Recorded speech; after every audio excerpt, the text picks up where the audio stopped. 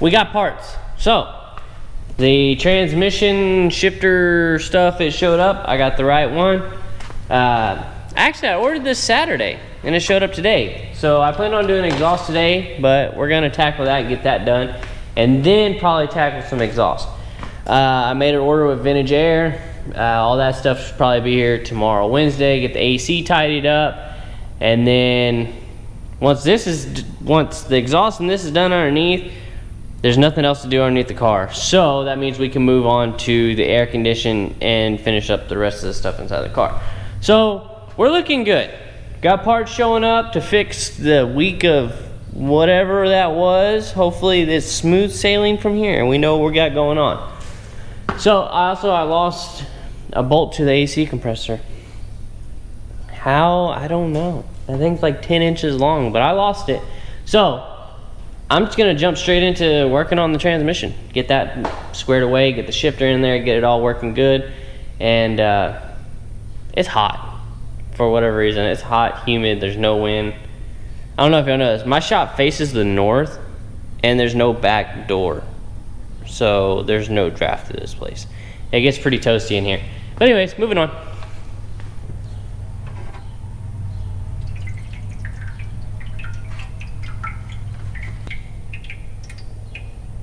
I'm in a bad situation. Once you got the new shift selector arm in there, pretty simple. All you do is pull this roll pin out. I did replace this seal right here. Swap it out, you're good to go. But once you do that, you gotta take the you gotta take English classes.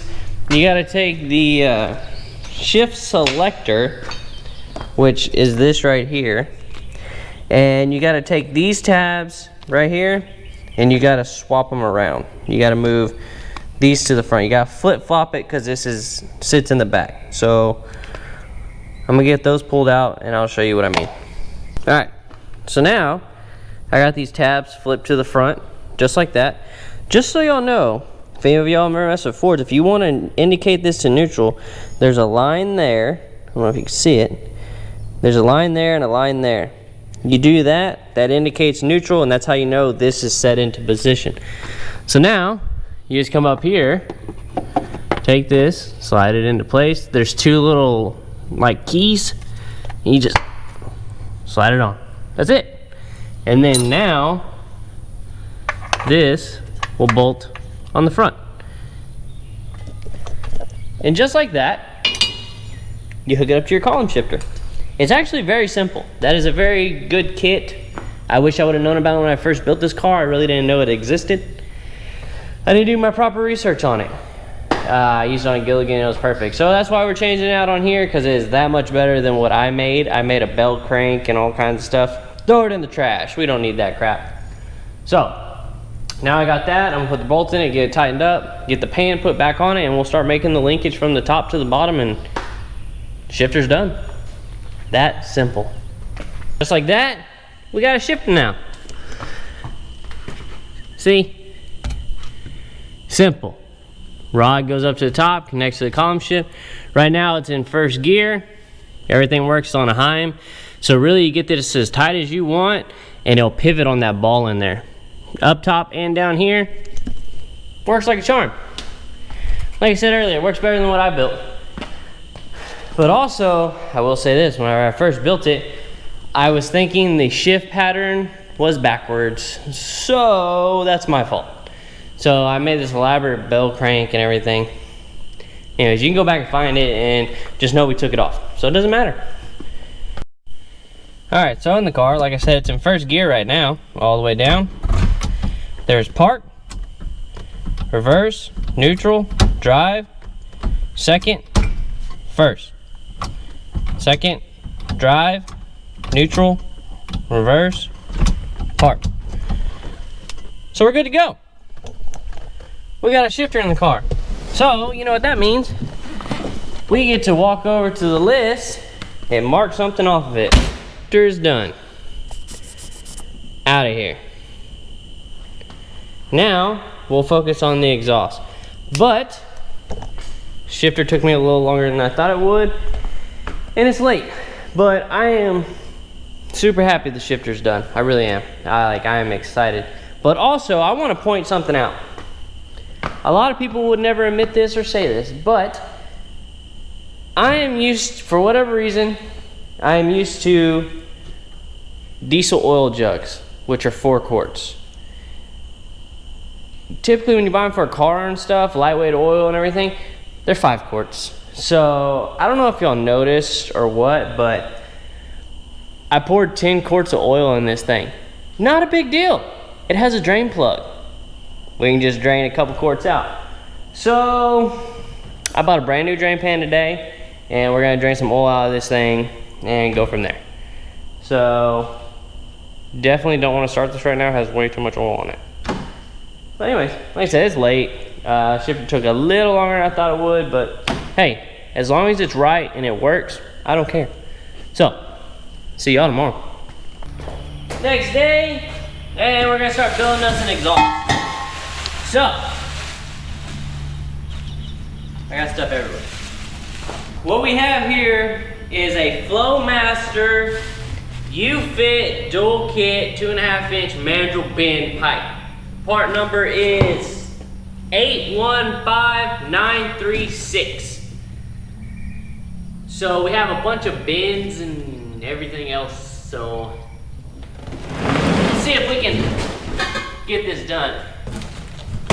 I think these are gonna be what's the ticket for this. I think. That. Yeah, 2 of them. There's a lot of pipe in here. Oh, if you like want to go over the axle, that's cool. With all of this, we're gonna make exhaust come out the back. Somehow.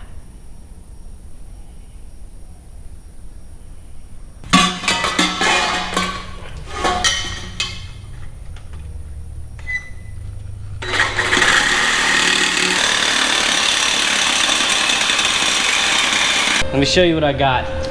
And let me say this. This has whooped my behind. Whooped it.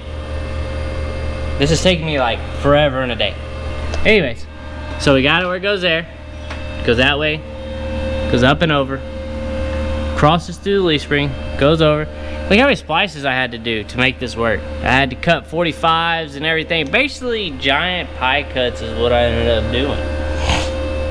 But there's one spot here, touches the frame a little bit, but I think we'll be okay. I might take it out and like hit it with a hammer, oval it a little bit.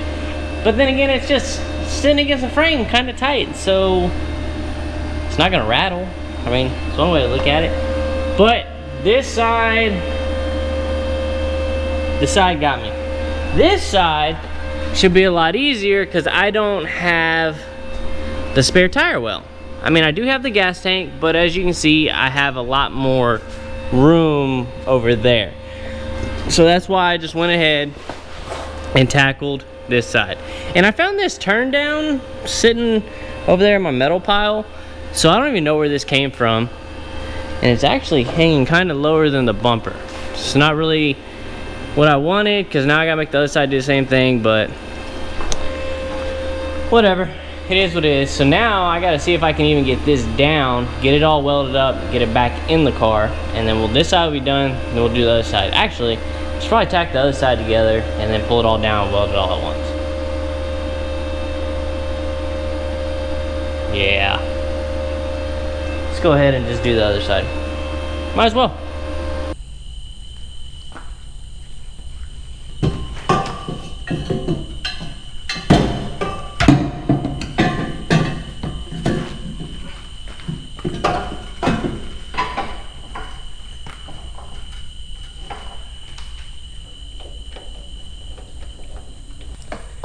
Just like that. The exhaust is on the back. That was an adventure. That was an adventure. But there's that one, goes up, goes over, swoops through here, bam. This one, up, over, goes around this and everything and has 20 different tie-ins, and boom. So there it is. I told myself I was not going inside tonight until this exhaust was done, and it is done. So actually, this means we can mark the exhaust off the list, but I'm not even gonna let the car down to do that. It's late, I got work tomorrow, so I'm gonna go ahead and move Gilligan inside and everything and get showered up and get ready for the day. Most people, when they go to buy stuff, they typically know what they need. Me, I'm like, you know, I might need this. I might make it work with this. This could possibly work. So let's do this. And then you gotta make 4 connections. So you end up ordering a ton of fittings to make sure your connection can be done correctly. So, here's that adapter I was talking about. Got that. We got ourselves some 45s, some straights, some straight service fittings. I'm actually gonna do straight service fittings on all of them. Straight service fitting, straight, straight, 45, straight. Oh, it's a 10. 10 and 8. Why does that look different?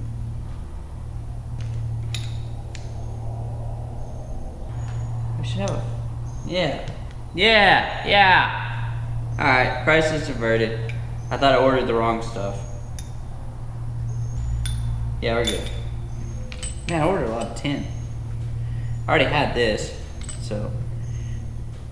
If you can't make this work, you don't belong in a shop. I don't know. I watched Fast and Furious one time.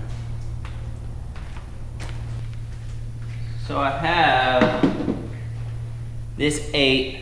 I'm gonna remake this whole one from the condenser to the compressor. What I'm gonna do here, I'm gonna cut this one here, and I'm gonna put this service port here. Move this here, and then the other service port in the middle there. So that actually extend this a little bit, because I mean it's close. I'm 99% sure it'll work, but it's close. So I'm just gonna do that. Extend it a little bit by putting my service port out here and make it easier to get to as well. And then like I said, the other one, the high pressure, will be down there. So let's remake some lines. All right, we got the low pressure, we got the high pressure. All the lines are where they need to be. This goes around. I used to have this as a 45. I redid this as a 90. Goes around, service port there for the high pressure, low pressure there. Perfect. So now I'm gonna mark it all, pull it out, crimp it, put it in, pull a vacuum. Am I going bald? Looks like it. It's the car's due to you. Lines are back in it. Drop the cap. Hook all this up, pull a vacuum, and we'll see. Hopefully this car will finally cooperate with me on the air conditioning system, because this is getting ridiculous. Just want to have AC.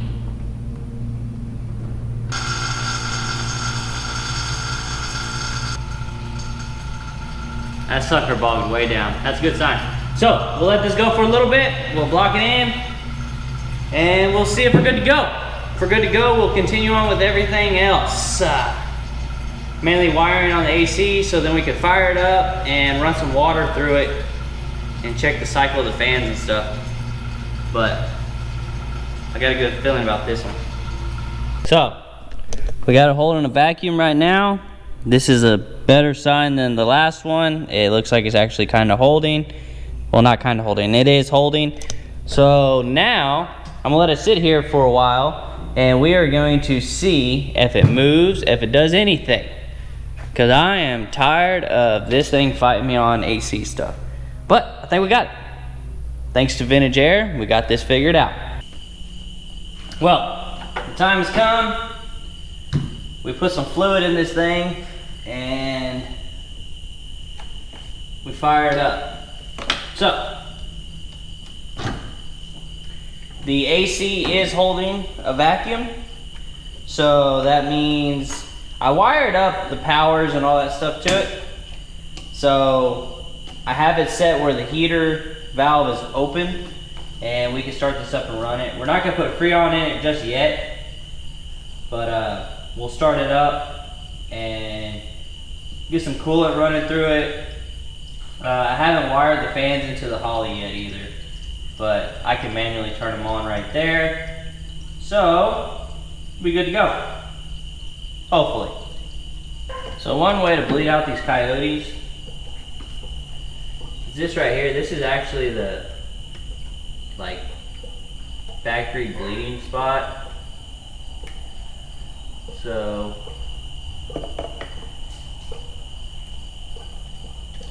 a lot of way to trap airs in this thing. Trap airs. Ah.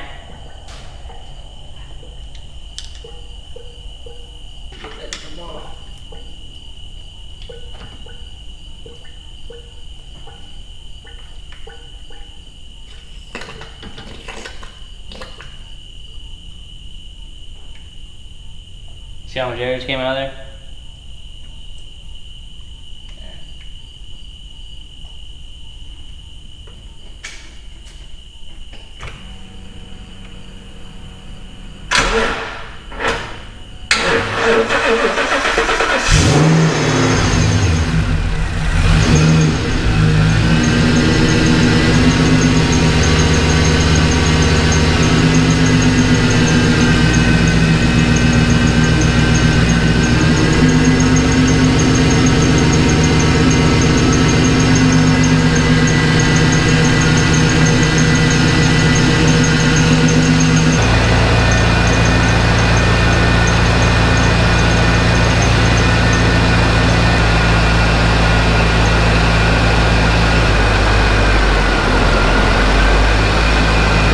Well, so everything worked like it should. Fans came on when I made them come on. Car didn't get hot. But, let's sit down. I noticed something. When it was running, it took a long time for the thermostat to open. It finally didn't fully open until 195. And I'm like, man, that's weird. That don't make no sense to me.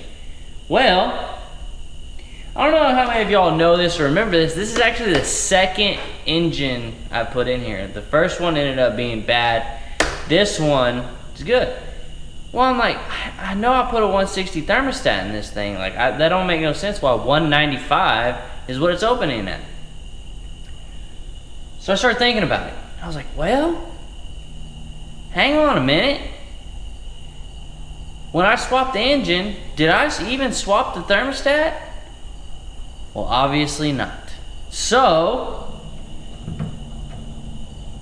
I don't want to say this whole time, but you know, like when I would drive the car and stuff, like I said, the car never overheated, but it always ran warmer than I wanted it to. I never knew why. Because I always thought I had a 160 thermostat in there. It doesn't. It has a 195, a stock 195 thermostat in it. So, because the car was idling, staying right at 194, 195. And I'm like, that's weird. So, that explains it. Not a big deal. The only thing is I already put coolant and distilled water in this thing. So in the morning, I'm gonna go to town, get some coolant, some more distilled water, and a 160 thermostat. So yeah, not a big deal. So that kind of puts a stop on tonight, which is fine because I wired in the fan to the terminator, but I need to hook it up to the laptop and my laptop's dead, so I can't set it up to work with the solid state relay. So we're gonna call it there for tonight. And tomorrow we'll go to town. So I'll see you tomorrow. We got ourselves a thermostat. Got ourselves a 160.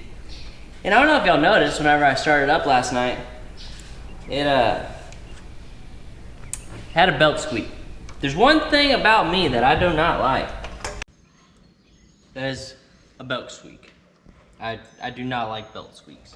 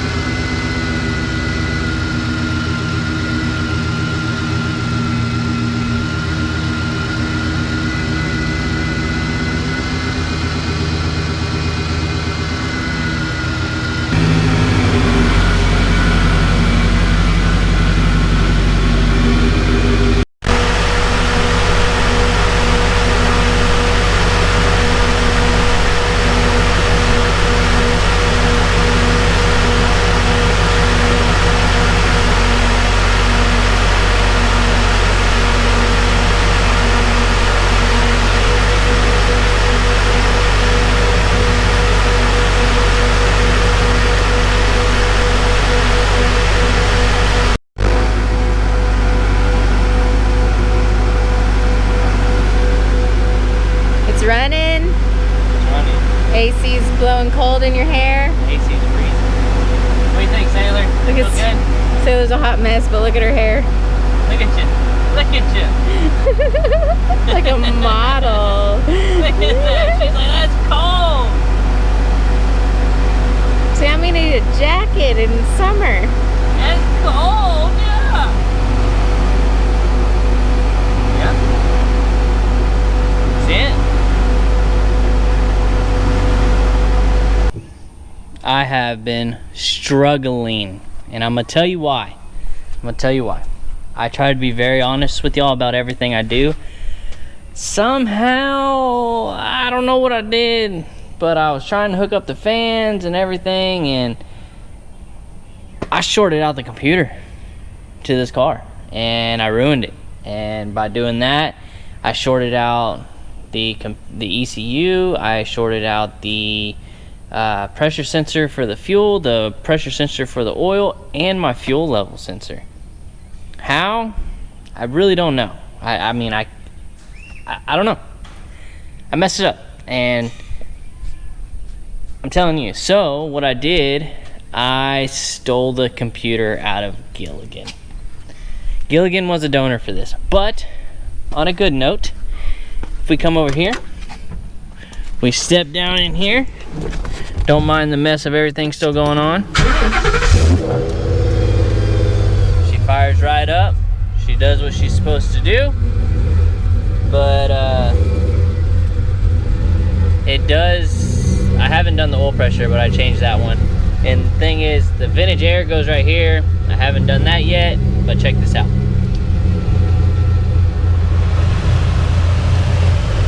You can't feel it, but I can feel it, and it is freaking cold. So, actually, I wonder, look at that. It's a bag of zip ties. So, it's running. Goes into reverse, neutral, drive, second, first, park. So, everything is up and operational again. I got the fans where they come on and off like they're supposed to. This piece from Vintage Air will go right there. So I'm actually gonna take the factory bezel and do that, make it fit, but I gotta trim this down a little bit. Not a big deal. But look at that. Look at the fence. There's a sweet little insert that goes there. It says Vintage Air and stuff on it. This is the biggest possible air conditioning unit you can get from Vintage Air. It is the Magma. Gen 5, not Magma. That's for Gilligan. Where is this? It. Let's see. Let's see. Is this it? This might say what it is. Yes. Gen 5 Super Magnum is the biggest possible AC unit you can buy. And let me tell you, I had the windows down, charging the AC and stuff, as y'all saw earlier.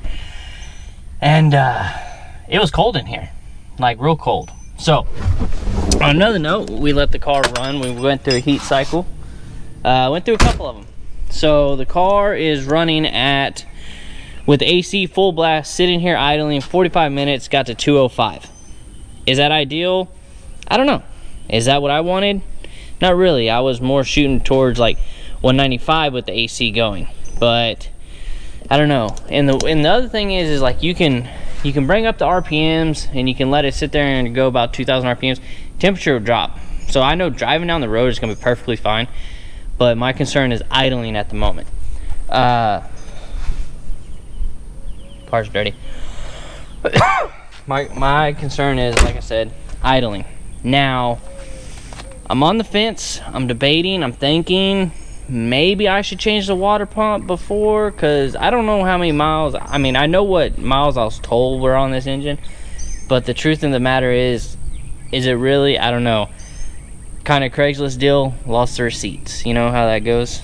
So I just went off what I was told. The engine runs great, no doubt about it, but that water pump, I don't know. I'm iffy. I might talk to the wife about it and she might say just change it so we know it's good.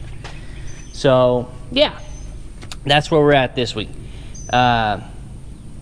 AC's in, cooling system's in, car runs, starts, moves. I need some transmission fluid, need to put the hood on it.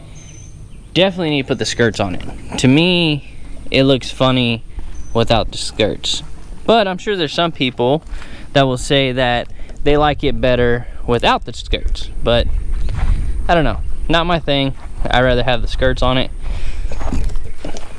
It looks too much like a, I'm not even gonna say it. It's a 57 and it starts with a C without the skirts, in my opinion. So wiper, I got all that figured out, got it passed through. I still need to paint that master cylinder and put the extension on, zip tie everything back up under the dash because I pulled it all out whenever I was messing with the computer and stuff. I've been doing that for a while, and like I said, I take fault for it. What I did, I don't know totally, but I mean, I got an idea, but it is what it is. I'm gonna get another one and move on from that. Get this car ready for power tour, because there for a moment I didn't think this car was going to power tour, and I thought we were taking Gilligan. But AC's in, everything works, nothing's leaking. We're on a roll. So now I need to put some miles on it, or tidy some stuff up and go put some miles on it and see. But what do y'all think? Should I just change the water pump just to change it? Because we're here. I got about a week and a half before I leave, and it takes me 30 minutes to change the water pump. So let me know what you think. But yeah, till next time.